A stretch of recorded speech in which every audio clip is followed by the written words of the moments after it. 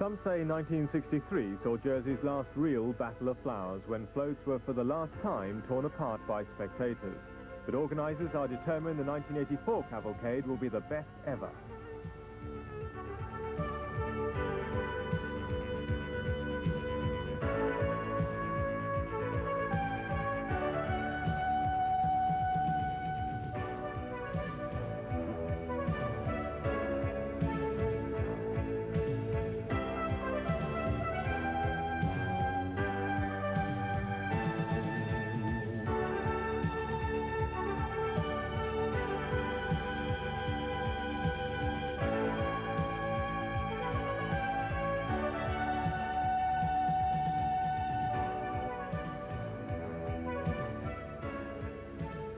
It all happens behind closed doors. Sheds, barns and stores are press-ganged into use for the building of the floats. As one battle ends, so the ideas and plans for next year's exhibits begin to be worked on.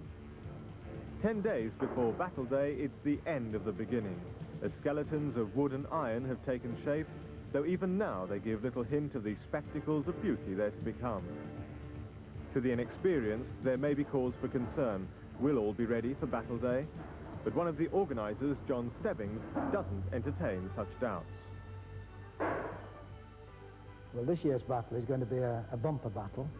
We have 33 floats this year, and we're very, very pleased that we get Denise Fawcett is coming over from Guernsey and bringing a float from Guernsey. After a number of years, the Jersey has gone over to Guernsey for their battle.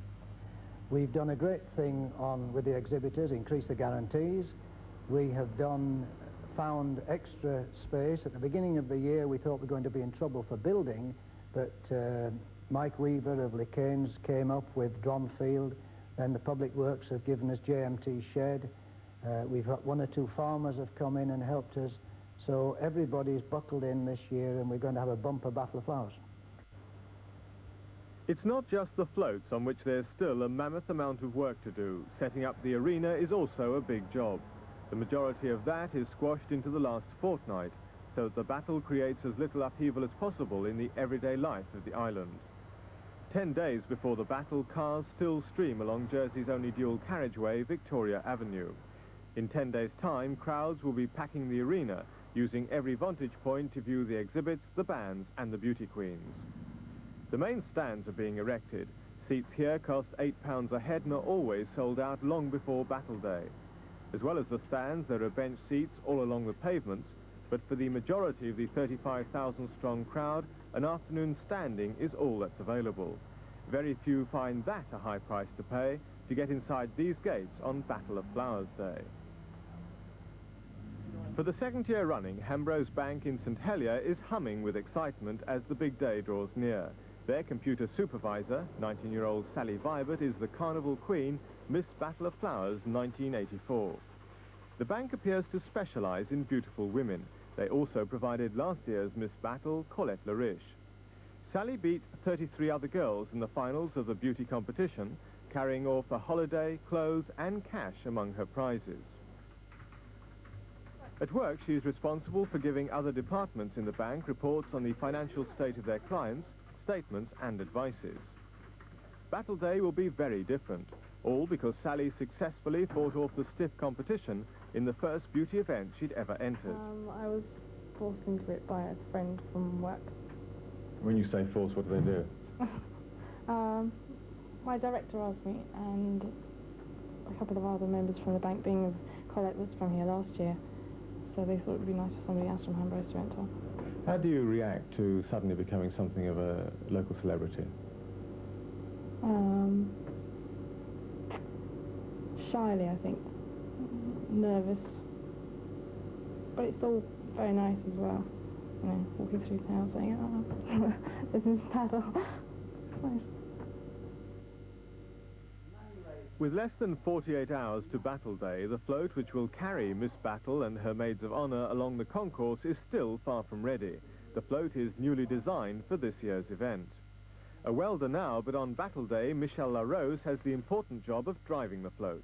Michel climbs into the confined driving area through a small hole.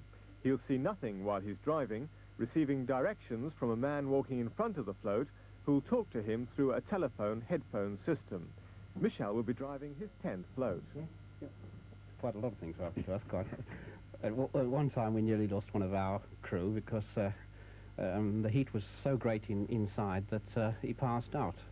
And we thought that, you know, it was carbon from the exhaust that had done it, but apparently it was just heat exhaustion.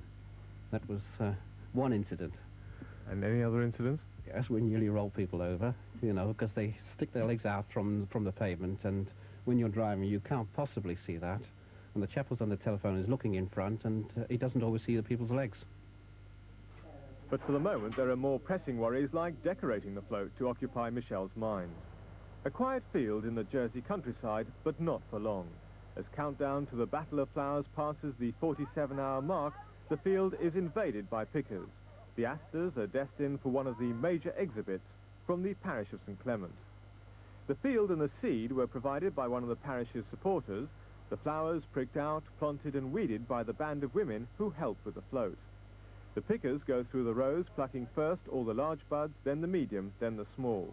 These are packed carefully into boxes by youngsters before being taken down to the float where decorating the exhibit is about to start. Picking is a long job, but no one loses heart as young and not so young join in. Jersey Airport, with less than 24 hours to the parade, and Mr. Battle, television weatherman Francis Wilson, flies in. Naturally enough, his first port of call is the airport Met Office, where, with forecaster Harry Graham, he discusses the probable weather for Battle Day. Francis has been chosen as the male celebrity to escort Miss Battle during the parade. Francis worked for the UK Met Office before turning to television weather forecasting 6 years ago. He's generally enthusiastic about the weather for Battle Day. Although he believes there is a risk of showers overnight, he thinks that threat should die away by morning.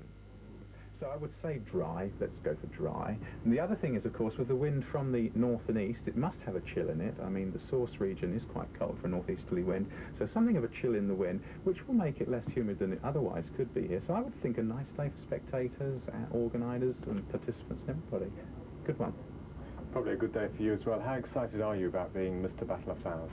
Well, I'm looking forward to it. I mean, I've never been here before. I mean, I've heard Jersey's a sort of idyllic island in the summer, lots of sunshine and flowers, good agriculture and all that. I've heard about gold-top milk, and so I'm looking forward to seeing it, and I'm looking forward to being on a big procession. I've never done that kind of thing before, so I don't know what will happen, but I should imagine it'll be lovely, lovely. Miss Battle of Flowers, you've already met her, Sally Vine. Oh yeah, very pretty girl. I'm sure she deserved to win. A lovely girl. She's only 19, isn't she? So that'd be nice. I mean, to actually have her company. I think we'll have a great day. Yeah. 10 o'clock on the night before the battle, only 16.5 hours to go to the start of the parade, and the crowds are flocking into the JMT bus shed in St Helier to view the last-minute work on the floats. Everyone's hard at it, flowers and crowds are everywhere. Tourists who've especially chosen Battle of Flowers Week for their holiday in Jersey tour the sheds throughout the island to watch the decorating. For some, the night before the battle is almost as interesting as the parade itself. Armies of workers are in strictly organised groups, some gluing the blooms ready for others to take over and stick them onto the exhibit. A long night stretches ahead, and while some floats aren't too advanced, no one contemplates not being ready in time. Exhibit organisers know that even if they have to use all the hours of the night and go without sleep, that's what they'll have to do. In an agricultural store across the road, a paper float on which has been lavished hundreds of hours of work is beginning to repay that labour of love. Cellophane provides a glitter for the champagne glass, making the paper flowers for the float started in January. A magnificent exhibit, already it seems sensing a possible win tomorrow, sprays out champagne bubbles. But there's still some way to go for everybody, including final rehearsals for the dancers who'll accompany the float.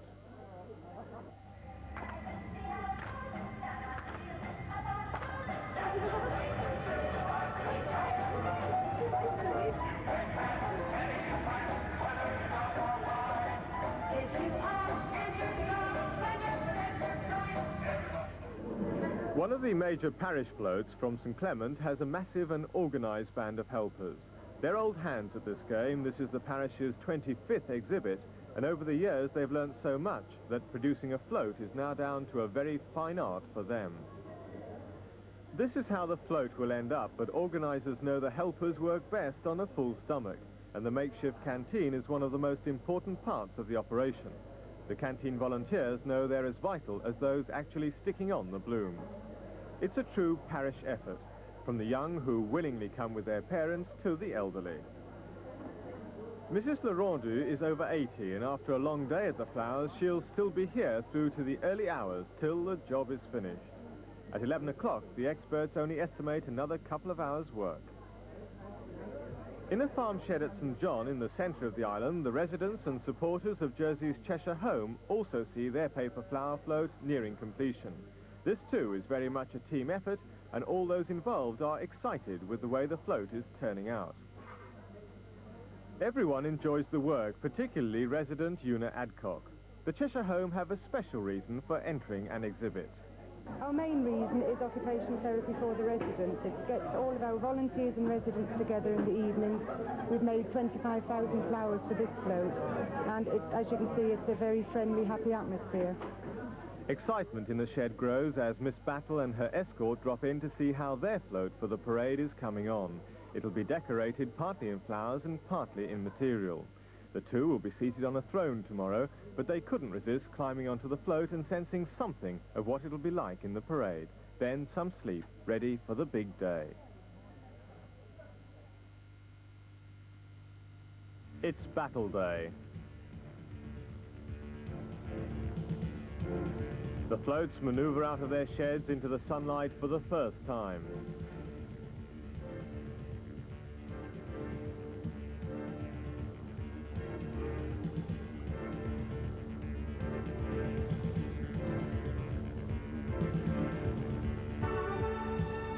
It's a difficult job in the narrow streets of St. Helier.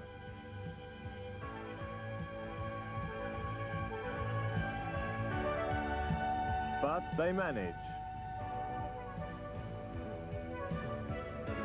In the sunshine, the crowds gather.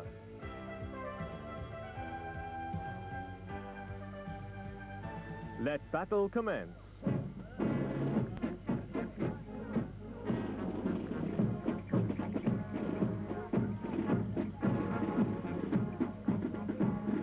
The band of the island of Jersey lead off the grand parade before a crowd of 35,000.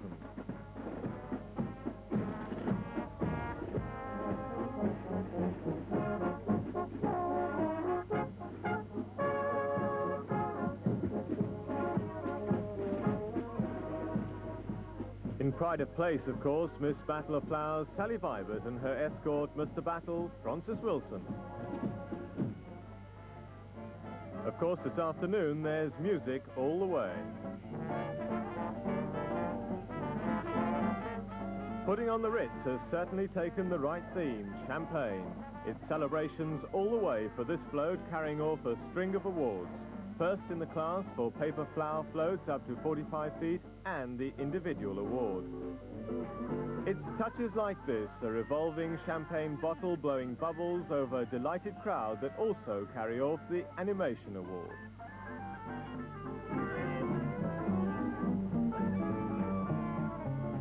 It's champagne all round, as one of the float organisers, Terry Humphreys, wants to share his success.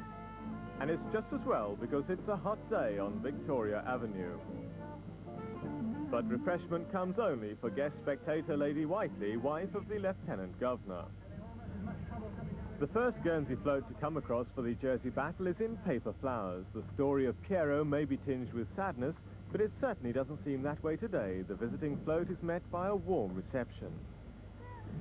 Pierrot might not have carried off any prizes, but the Guernsey contingent aren't too downhearted. Well, I think actually, I'm not surprised, because we're not very good at this. Not yet, but we will be next year. The youngsters in the crowd obviously envy the good fortune of a youngster actually on an exhibit.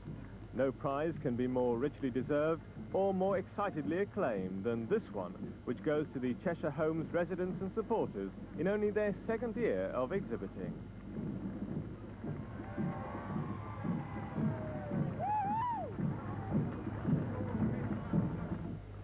Jersey's United Reformed Church and their friends from the Tower School of Dancing started work in February to create the Ugly Bug Ball. It may not be one of the biggest entries, but the workers are happy that they achieved what they set out to do, bring a smile to all the family.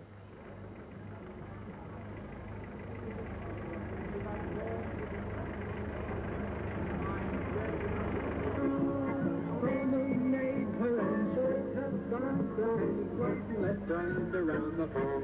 Come on and crawl to the ugly bumble.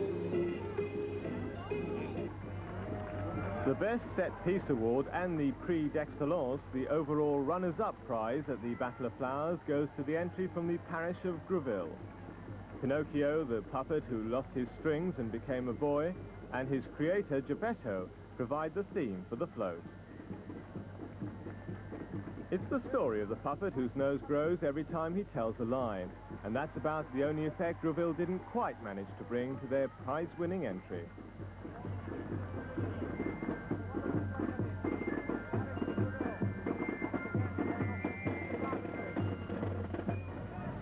The captain of the Mississippi Queen is Andy Mabaya. He looks happy enough, but all isn't well aboard the steamer. Captain Mabaya only started building the float 2.5 weeks ago. Just a shortage of flowers at the last moment meant the float appeared in the arena unfinished. But no matter. We're down here. It'll do. It's not too bad. What about next year? Maybe. The Grand Parade from the parish of St. Clement is almost a carnival all on its own. It's hard to believe that less than 48 hours ago, thousands of the blooms on the float were still in the field, and that when we last saw the exhibit at 11 o'clock yesterday evening, it was far from finished. It's a particularly exciting battle parade for one of the key workers in the parish team, usually destined for the bowels of the float, where he sees nothing. The design of the Grand Parade in the garb of a clown allows exhibit driver Kerry Blandin his first view of the parade in 10 years. The crowd too are enjoying every spectacle, and the human cannonball proves particularly popular.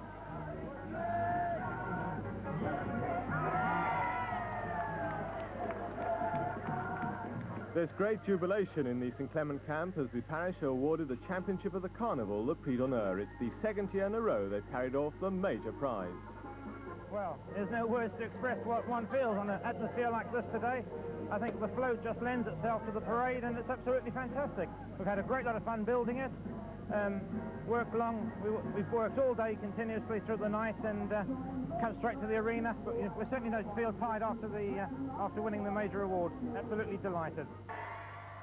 It wasn't such a successful day for everyone. Ventriloquist Ray Allen has to get out and push when his car breaks down. A quick dance to say thank you to a lady who came from the crowd to give him a helping hand. The best floral exhibit, excluding the two major floats from the parishes, was Toy Town from the Optimist Club. Noddy, Big Ears and all their friends are there to join in the celebration.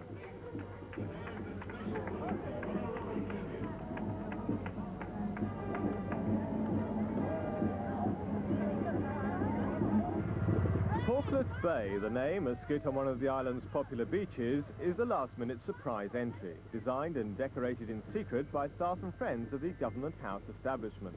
They're saying thank you to the island's retiring Lieutenant Governor, whose family are well known for their love of pigs. It was a wonderful surprise, and I think they were very clever to have made it without knowing anything about it at all. Why are you so interested in pigs? Oh, we've collected them for the last 15 years. Why? It's my nickname. The land of the pharaohs from the Young Farmers Club. The glory that was Egypt started life in a potato packing shed in St. John. It was a daring entry for the young farmers, a very difficult theme to portray. The idea came after one of the club's members saw the display of the Napoleonic plunder on exhibit in the Louvre in Paris. Obviously, even on holiday, the young farmers can't stop themselves from thinking about ideas for next year's Battle of Flowers float.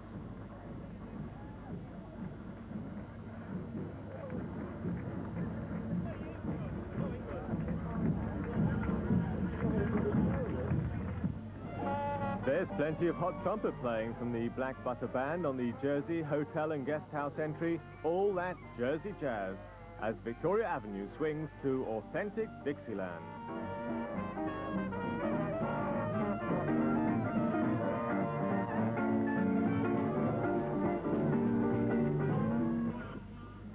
Next comes the Leonis Boxing Club with a float that's rather more peaceful than the club's title would suggest. They call their float Habitat, and it has a fairly serious theme, portraying the natural habitat of British wildlife.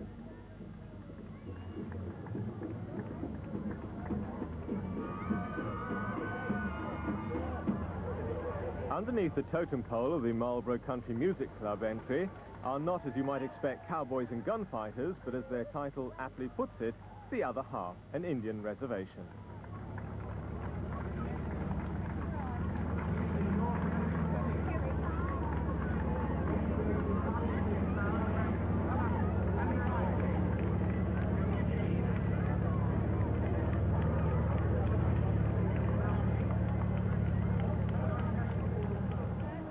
There are plenty of pretty girls enjoying the sunshine this afternoon and the music of Kenny Ball and his jazzmen.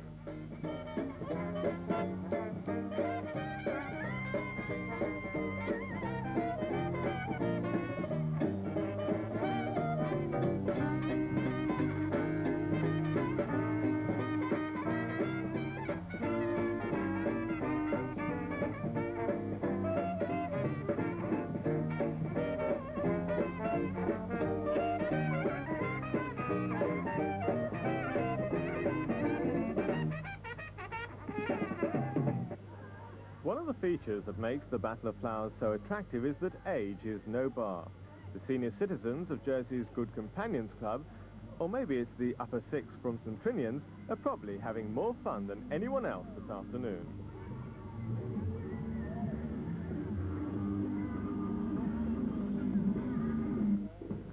The charitable organisation Across bring another serious theme to the floral parade. The charity provides jumbo ambulances to carry the handicapped, disabled, bedbound and terminally ill across Europe on pilgrimages and holidays. This year, for the first time, a Jersey group of disabled and handicapped children and adults travelled to Lourdes for an unforgettable holiday. Class winner Fish for a King takes the theme of conservation. The giant kingfisher which dominates the float has just been made a protected species. In its natural habitat, the kingfisher is one of the few birds that nest inside a bank, and because of its brilliantly coloured plumage, was once caught in great numbers and its feathers used for fly fishing. But all that has stopped now. The Beaches Old Boys Association celebrate their Diamond Jubilee with this float. Floral diamonds are everywhere. The Beaches are stalwarts of the Battle of Flowers. Since the event was revived in 1951, they've only missed exhibiting on 3 occasions. And it's that kind of devotion which makes the Battle of Flowers so special. The crowds have loved it, but what about our guest celebrities? It's superb, absolutely wonderful. The atmosphere is electric, it is really nice. Lovely day. Francis, how have you reacted to it all? Oh, it's great, yeah. Sally's been behaving herself nicely, and it's a beautiful day. So many people here. Colour, riot of floats, beautiful flowers, and the work that must have gone into it all. It's a really great day. What do I reckon to it? Fantastic. Absolutely amazing. Amazing. Amazing. Interflora should be thoroughly proud of themselves. I really do. I think it's amazing. Great atmosphere. Fantastic, really. Oh, the effort that's gone into all this is unbelievable. And the people, the way they turned out, is fabulous. It's incredible. I don't think I've ever seen anything like it in my life. Absolutely fantastic. It's better than ever. It'll go on for another 100 years. I hope. And there's yet the finale, fireworks and the Marlborough aerobatic display team.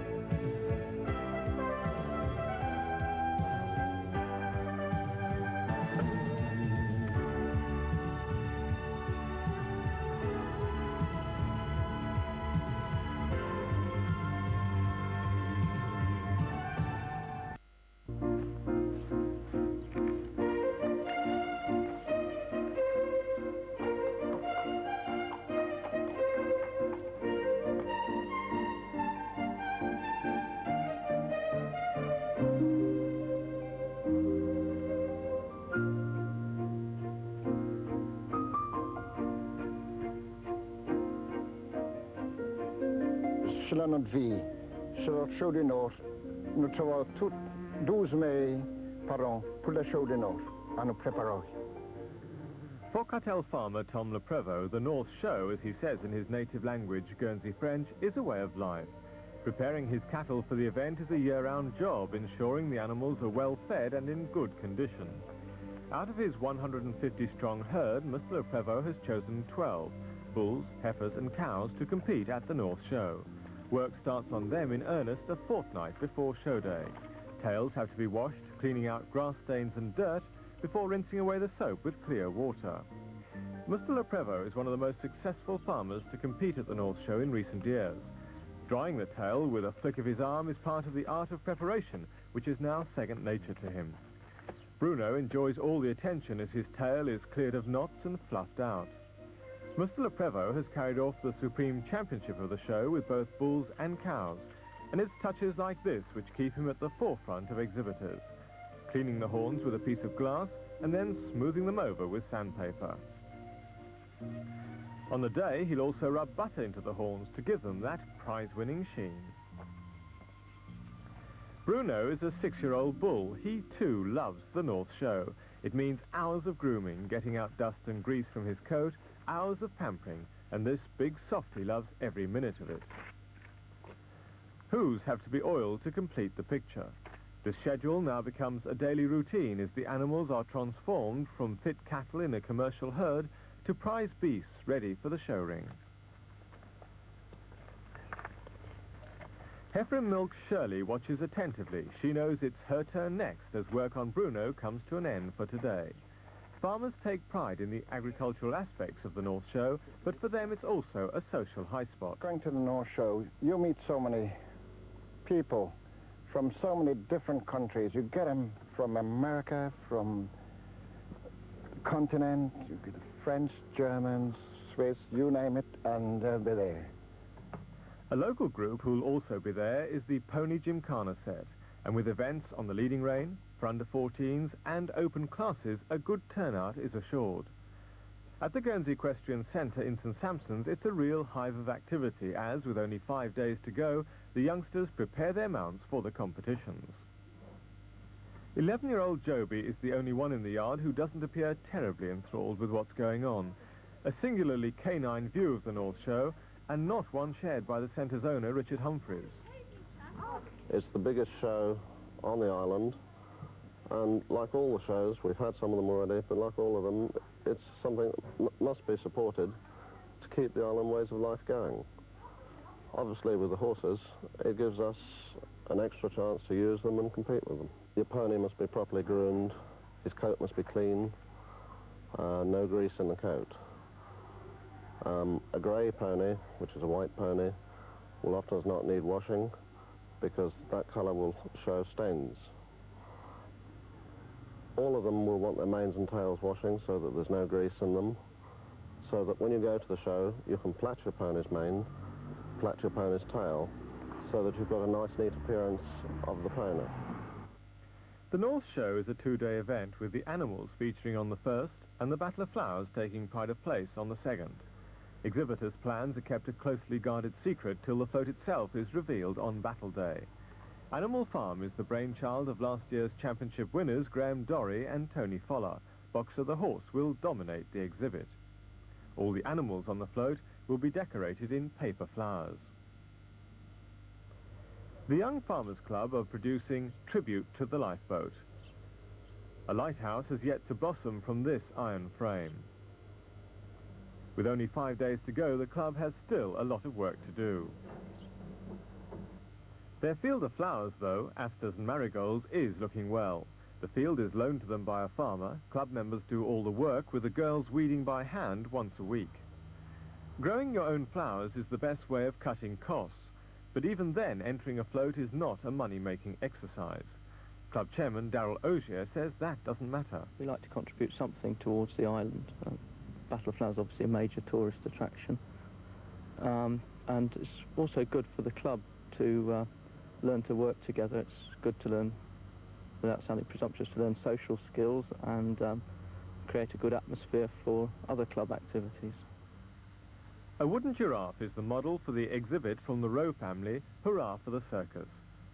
It'll be towed by a car once it's mounted on a trailer, which is yet to be brought into the action. A fortnight ago, this field in Jersey was full of flower pickers from the parish of St Clement. Their float was to go on and win the Prix d'Honneur at the Jersey Battle. With only 3 days to go before the Guernsey Battle, the Rowe family have flown across to pick the flowers to decorate their exhibit. It's an annual trip for them. They're paying St Clement a penny a bloom, money which will help the parish cover the costs of this year's float. The flowers for the Guernsey exhibit will be shipped across tonight. Decorating is about to start. The North Show begins in a small way as 7-year-old Jacqueline Han, one of the youngest competitors in the Gymkhana leading rein classes, takes part in the opening event. The larger spectacle of the Battle of Flowers is reserved for tomorrow. For today, the animals take pride of place, and all eyes are on the judges as they examine turnout of pony and rider, obedience and ability before deciding on the prize winners. It's a warm and sunny day. The crowds gather from early morning. The cattle lines are filled with beautifully turned out animals whose owners are hoping that today their cow or bull will carry off the most prized award, the Supreme Championship for the best animal at the show. The cows, though, don't seem so fired with the competitive spirit. They're content just to enjoy a day away from the farm. The hours of work Tom Le Prévost has put in preparing his heifering calf Shirley certainly seem to have paid off, though it's always an anxious moment for the farmer when his animal comes under the critical scrutiny of the judge. But Mr. Le Prévost can have forgotten nothing. Shirley wins her class, and as the best junior female is eligible for the Supreme Championship. Local breeder George Dorry is an experienced judge. As well as being called on for local shows, he also judges at events throughout the UK. He's a man who can weigh up the qualities of a Guernsey in an instant, but at this level a very close inspection is needed to separate animals which, having won their sections, are fighting it out for the Supreme Championship. The senior and junior female winners are taking on the senior and junior bull champions. And it's proving quite a tussle. The two Supreme Championship judges disagreeing on which animal should win, the referee is called in to decide.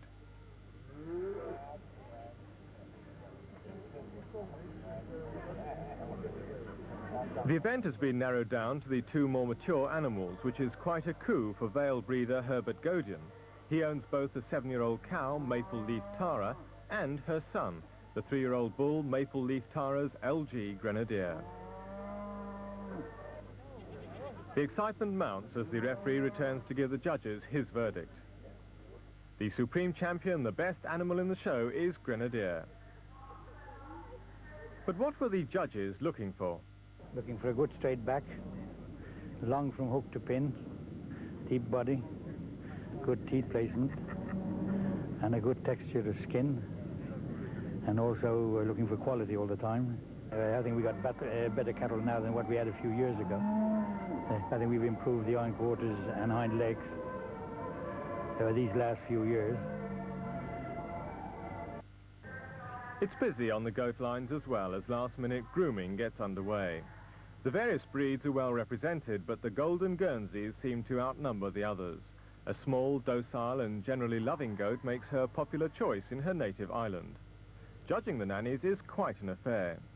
First, the judge examines the animals on the lines. That's when they're unmilked and so with full udders. Then the nannies are milked, some enjoying this more than others. But whatever, the animals soon find out that with humans, where there's a will, there's a way. When milking is successfully completed, the nannies are paraded and examined by the judges again before the prizes are awarded.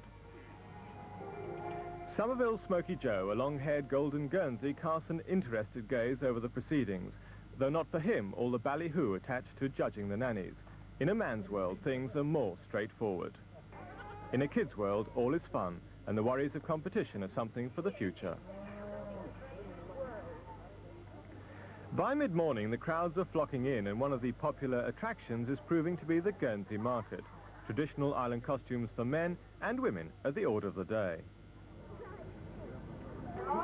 Faltering steps maybe, but someone knows exactly where he's going.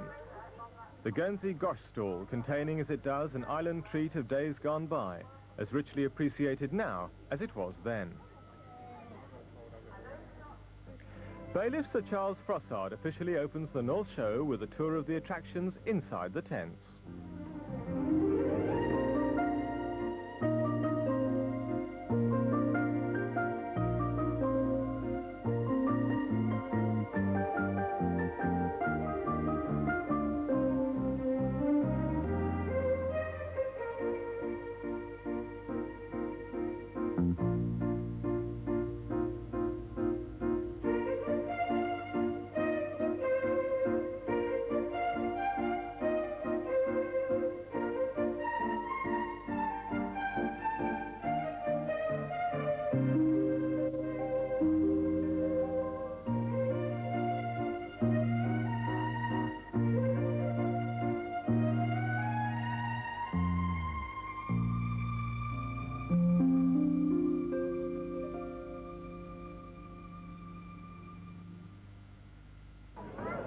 In the main arena, as the middle of the afternoon approaches, the ponies and riders still appear as keen as ever.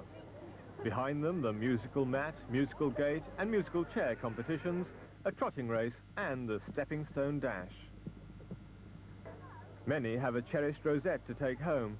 Those who haven't don't seem to mind very much. It's been a fun day for them all.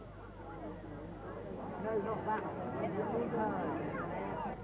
Former escapologist Todd Cody lights a flame in the middle of a rope in the centre of the arena.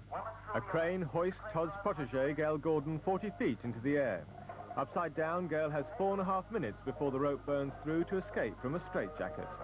I'm frightened just before I go up, and I haven't got much time to think about being afraid when I'm up there. All I know is that I've got to get down pretty fast. When I get down, then I start shaking. Gail is the world's first female escapologist. She has no safety net.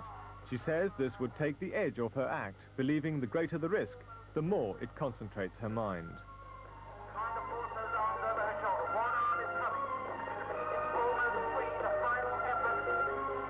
The first and major breakthrough as she takes her shoulder almost to the point of dislocation, her arms work free. Still, there's a long way to go. With hands sealed in the sleeves of the straitjacket, she has somehow to undo the 4 straps at her back. As the rope continues to burn, time is running out. We're getting ready to press the panic button down here, ladies and gentlemen, because time is almost out. Gail, if you can hear me, you must do it now. Train driver, get her ready to bring her back into position. She's almost free. She's done it. Bring her down. Bring her down.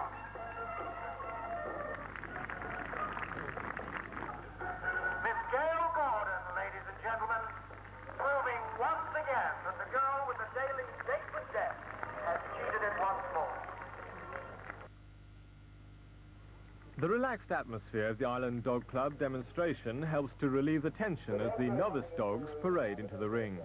It's a 16-animal show from a club known for its enthusiasm, with classes on 4 days each week. The more experienced handlers and dogs are on hand to provide a contrast with the novices, and so give the crowd a chance to see a wide variety of training techniques, from scent discrimination to sendaways and recalls. The aim is twofold: to produce an obedient and happy dog on the one hand, and who could argue that these animals are anything else, while on the other hand demonstrating to the crowd that these are ordinary pets and that perhaps their own dog could well benefit from club training.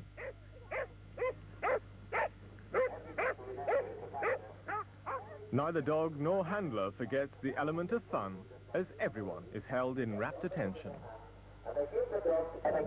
The dogs love this test. Their owners move away, leaving them behind with the command, "Stay." Dumbbells are left en route. The dogs know what happens next. I don't need anybody to tell me at all. There we go. Pick it up then. Wow, look at that. Good boy. Good lad. Fantastic, isn't it? Barbara Woodhouse, eat your heart out. How about that, folks? That's how you teach your dog to fetch things for you. Okay. Now, ladies and gentlemen, let's have a cheer. 1, 2, 3. Giant Japanese wrestlers take the stage next. Challenger, Mr. Sukiyaki Sumo, weighs in at 4.5 tons. He's taking on the current world super heavyweight champion, the mighty Master Tojo. It's an event the youngsters love. They're called out of the crowd to form a human wrestling ring. Not a position more squeamish adults would relish, as no holds barred, the action starts.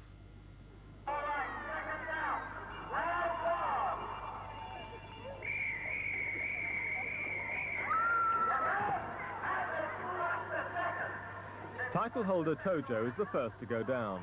In the 3-round contest, it's 2 pinfalls, a knockout or a submission which will decide the winner.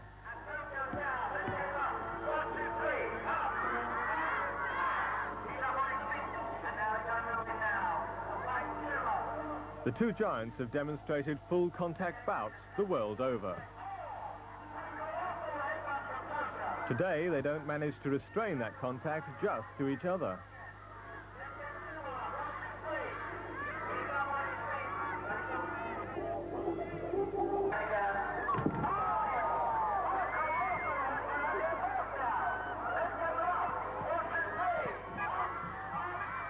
As mighty Tojo is helped up, challenger Sumo loses another bout. Thrills and spills of another kind come now from the Guernsey Motorcycle and Car Club stunt team. A novel way to steer your bike, first under the limbo, then round the barrel. Gordon can manage quite a few little obstacles on this bike. The famous wheelie. The not-so-famous water crash. 3 wheels can be as much fun as 2.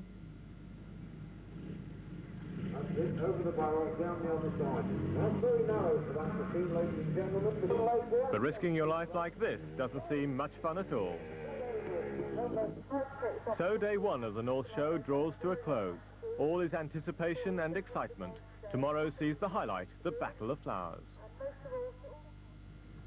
But the weather hasn't proved kind. Overnight there's been thundery rain, and by early morning ugly skies glower over the arena.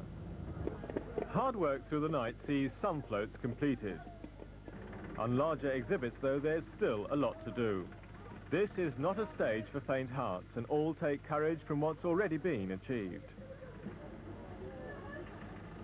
Everyone, though, could have done without the downpours of the last 2 nights, which gave harrowed organisers ever more problems. The flowers got very wet, and we were hoping that they were going to dry off, but they didn't, so all the marigolds were like sponges when we picked them.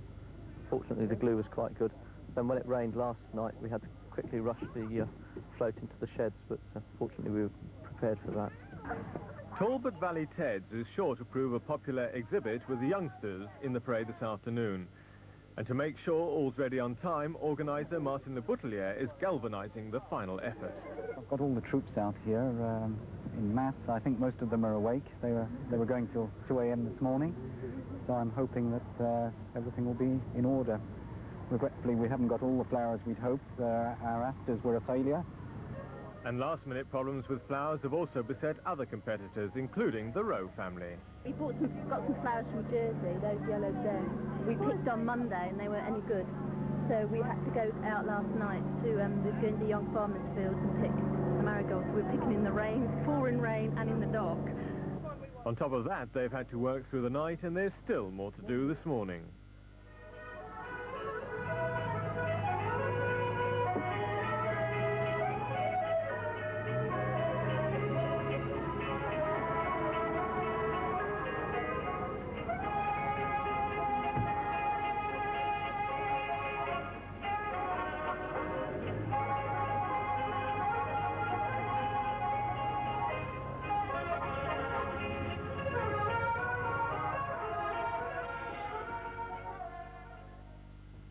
We'll be ready to go around the arena. How much more than that? The parade begins with a shower of petals and the first of more than 100 children. Some with decorated bicycles, others on horseback, and others in fancy dress.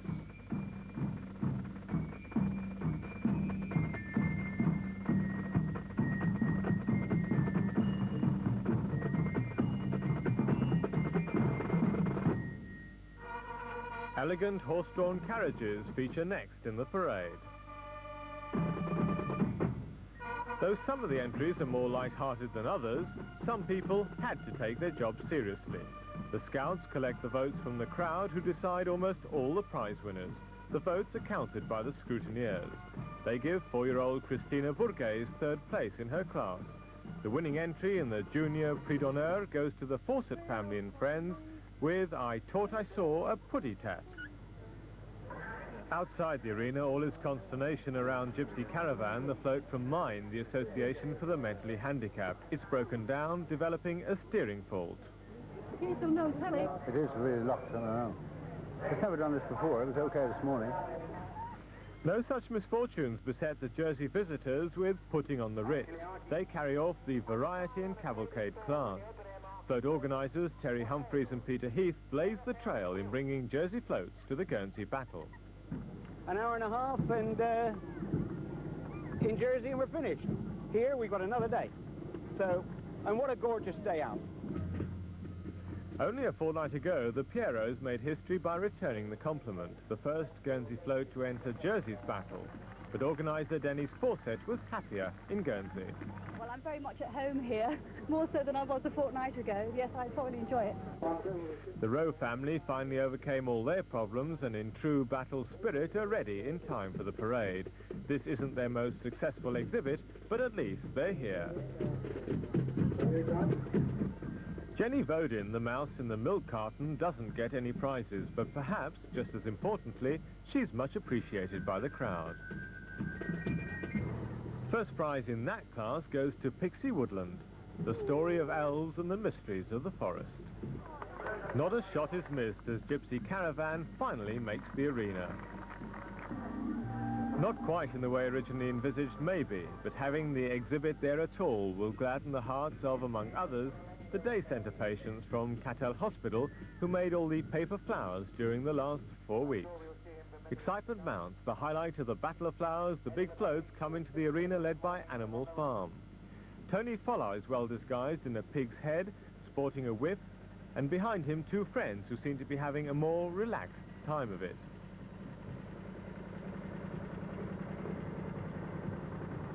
Also on hand is Verity, the Guernsey cow. Meanwhile, co-builder and driver Graham Dorry is barely visible inside the tower. Winter Wonderland is next, and there's plenty of animation on this float from Eddie LePage and plenty of suitably dressed helpers.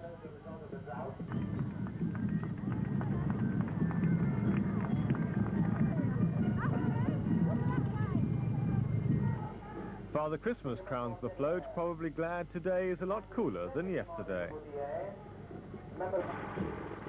Martin Le Boutelier, his Astor problem solved, brought the Talbot Valley Teds to life with a seesaw and a revolving parasol.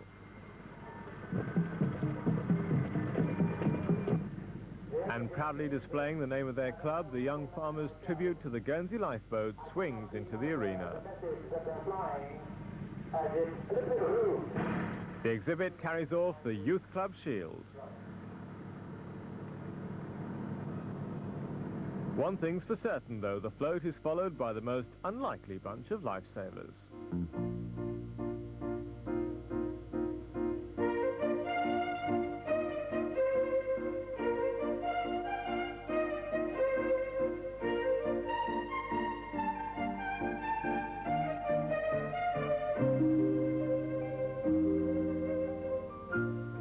Joan and the Whale completes the Grand Parade, a boat full of flower-throwing children.